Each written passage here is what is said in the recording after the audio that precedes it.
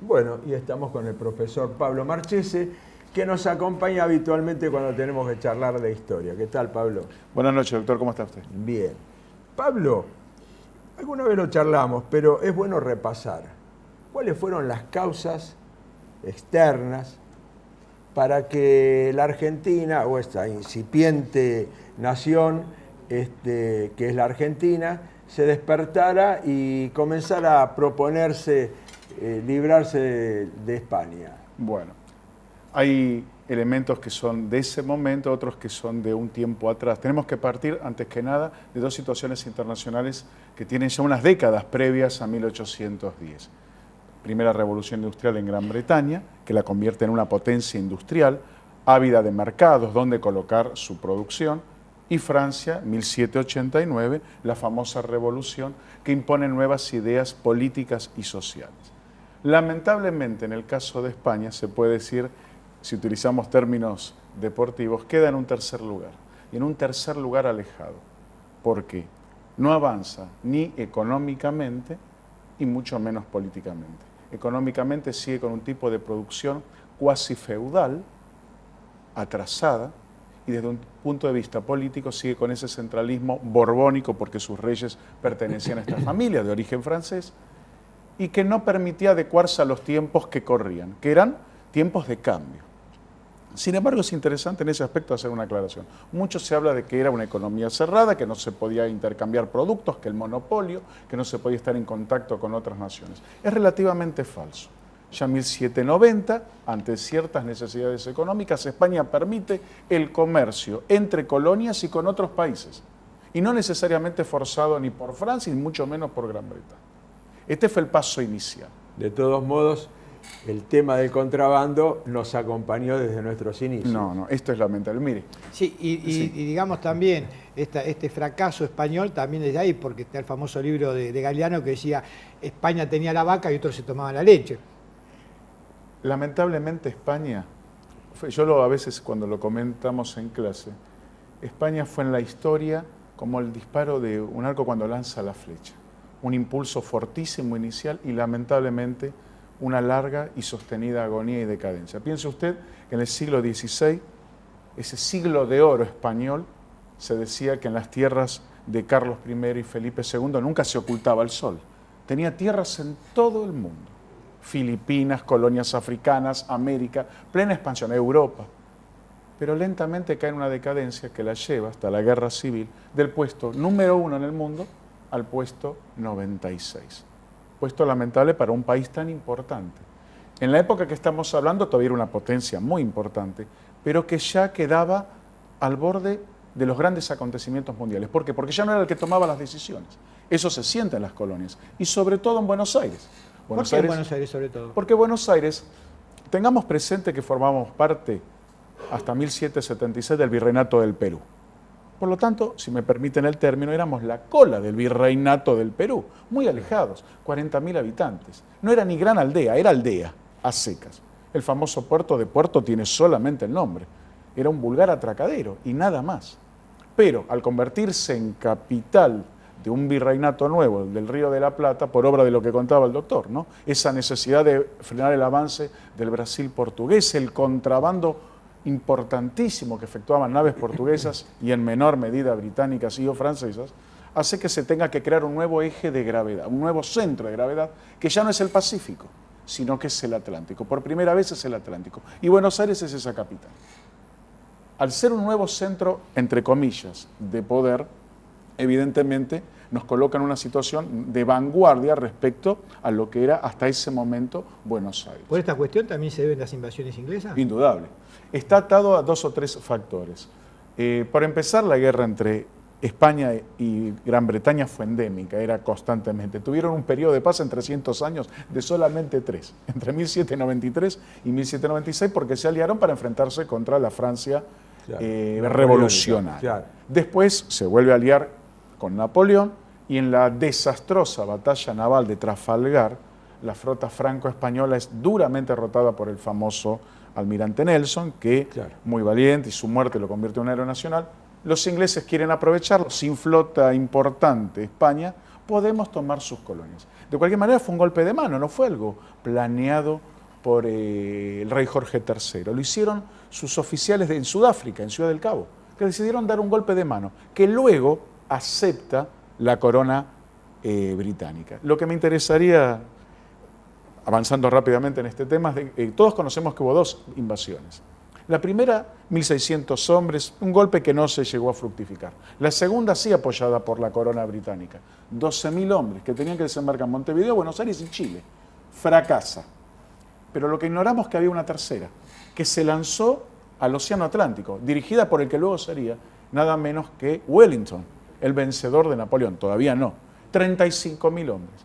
¿Qué hubiera sido de nuestra historia? ¿De qué estaríamos hablando hoy, doctor?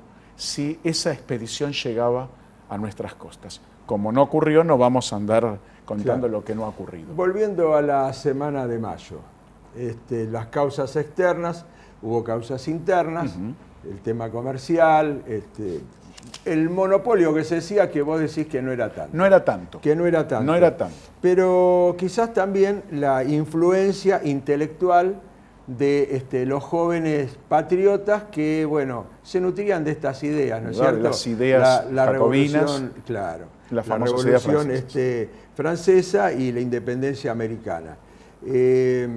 Bueno, ¿cómo influyó y cómo fue esa semana? Y esa semana fue verdaderamente efervescente, ¿no? Se fue gestando, lógicamente, meses antes, pero el tiro de gracia fue cuando el 13 de mayo se recibe la información de que finalmente Napoleón, en su importante invasión de España, nada menos un ejército de 200.000 hombres, mire lo que estamos hablando, si uno lo compara con el ejército de los Andes o nuestra guerra de independencia, finalmente toma Cádiz. Con esto cae el Consejo de Regencia y finalmente toda España es ocupada. Esto se aprovechó inmediatamente por los patriotas, ese cerebro, si me permite, privilegiado que era justamente Mariano Moreno, ¿no? Y la gente que seguía esas ideas revolucionarias jacobinas, que intentaban aprovecharlas, ¿no? Tomarlas en cuenta para organizar un nuevo tipo de estructura estatal y societaria. Se decide, lógicamente, entonces, plantear una situación por la cual las autoridades ya no tenían justamente respaldo. ¿Cuál es el respaldo? El rey. Entonces la pregunta es muy sencilla. ¿A quién representa el virrey? Virrey Cisneros. A su majestad. Su majestad está presa, Fernando VII. Por lo tanto, ¿de dónde emana su poder? Si no es del rey, tiene que volver al pueblo.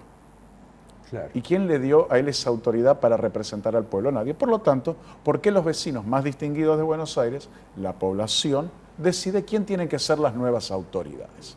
Y es así que se va gestando cuando llega el famoso Cabildo Abierto, que son invitados por los criollos, porque los españoles, por supuesto, no estaban de acuerdo, las principales representantes de la sociedad porteña, a un debate abierto en el Cabildo. Hoy era el Cabildo Abierto, 22 de mayo, ¿no? El 22. Muchos dicen que fue la verdadera revolución. Dicen que fue el 22 y no el 25. Uno tiene un recuerdo épico de ese momento por cómo lo enseñaron. Exactamente, es así. De esa manera lo aprendimos. Sí, es así. ¿Fue así? ¿Fue mucha gente? ¿Fue multitudinario ese Cabildo? No.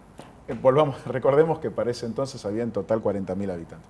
Bien. Se citó lo que en ese momento decía la parte culta y sana de la sociedad. O sea, los sectores, lógicamente, con más conocimiento, si se quiere, una mejor situación socioeconómica.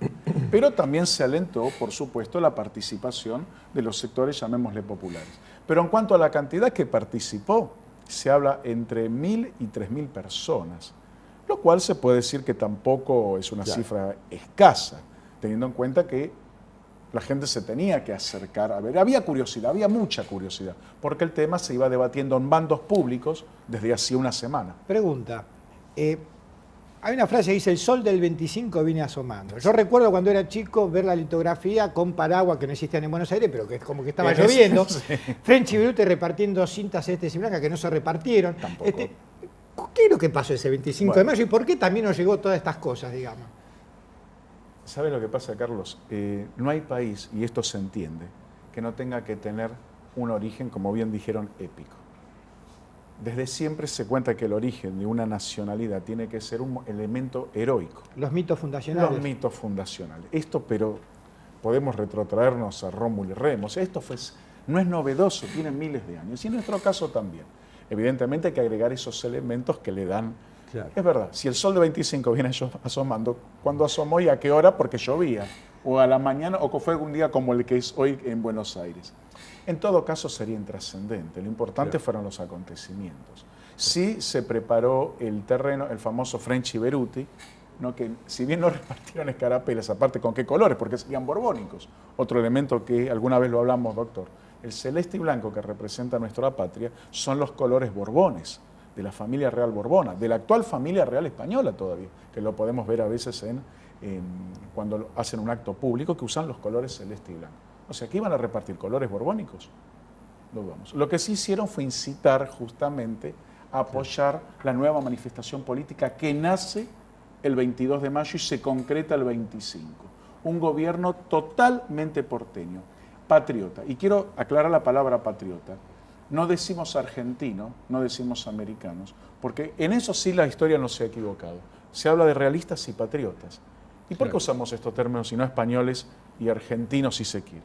Porque dentro de los realistas había muchos americanos, los que defendían la causa del rey. Y dentro de los patriotas había también españoles. Claro. Pero tenía que ser muy claro con quién estaba. Se podía ser español, pero estaba con la causa americana suficiente. Claro. Y hubo varios españoles que lo apoyaron. Ahora, este proceso que se dio en Buenos Aires también se dio en diversas ciudades de la América del Sur. Sí. Sin embargo, en algún momento fracasaron. La única que no fracasó, que perdió en el tiempo, fue la de Buenos Aires. Nunca más los españoles pudieron tomarse de la ciudad de Buenos Aires. ¿Por qué se dio esto en Buenos Aires y no en otros lados? Claro, hay un sinfín de elementos, ¿no? Tengamos en cuenta que Buenos Aires fue la única ciudad dentro del enorme imperio español que en ese momento, por cuestión de las invasiones inglesas, tenía milicias locales.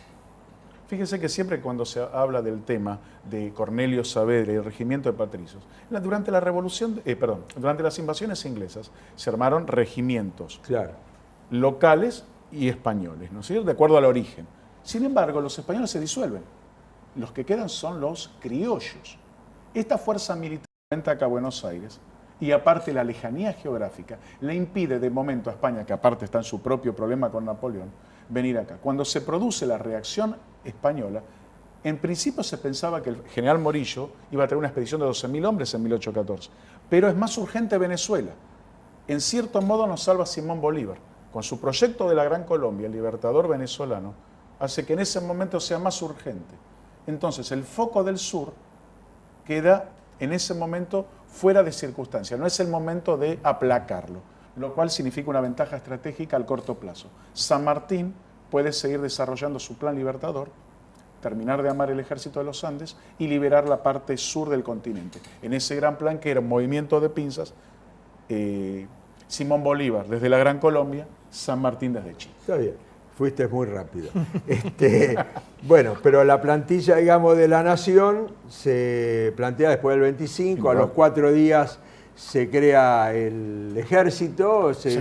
El 29 de mayo surge el ejército como una cuestión de defender esta soberanía alcanzada. Y ahí se ve la contradicción, ¿no? Al mismo tiempo se jura todavía fidelidad al rey de España, pero se funda el ejército local, es contradictorio. Claro. Pero eso decían la mascarada de Fernando VII. Exactamente, una mascarada. O sea, una suerte, digamos, de decir, no estamos alejados, pero nosotros somos nosotros. Exactamente. Bueno, la última pregunta y apelando a tu brevedad y a tu capacidad de síntesis. En aquel tiempo la discusión entre conservadores y revolucionarios ya está planteada. Total. ¿Esa discusión tiene los mismos basamentos y fundamentos que las discusiones políticas del hoy? Es una buena pregunta, doctor. En ese momento, como usted dijo, conservadores y si se quiere, permítame el término, liberales revolucionarios. Décadas después podemos hablar de unitarios y federales en vez de conservadores y liberales. Muchos años después, los conservadores y liberales se unen, ¿no? Partido autonomista, Partido Nacional, en la época de Bartolomé Mitre, General Roca. Se puede decir que en una cuestión realmente de participación popular es recién en el siglo XX, con el surgimiento del radicalismo, ¿no? Como fuerza nacional, y luego con el peronismo, como las grandes fuerzas, ¿no? Del siglo XX, primero radicales y luego peronistas. Sí existe, por supuesto, fuerzas conservadoras en la actualidad, pero por supuesto. Liberales conservadoras, permíteme hoy unificarlos. Ahora, no me atrevería de cualquier manera a ser muy tajante, porque usted sabe que la política, el poder, como decía Bismarck, ¿no? La Realpolitik, hace que muchas veces los aliados sean circunstanciales y los adversarios también. Lo importante, creo, doctor, y para finalizar, que existan adversarios está bien. Lo que no tendría que existir entre argentinos son enemigos. Bueno, gracias Pablo por otra vez. Le agradezco a usted. Buenas noches.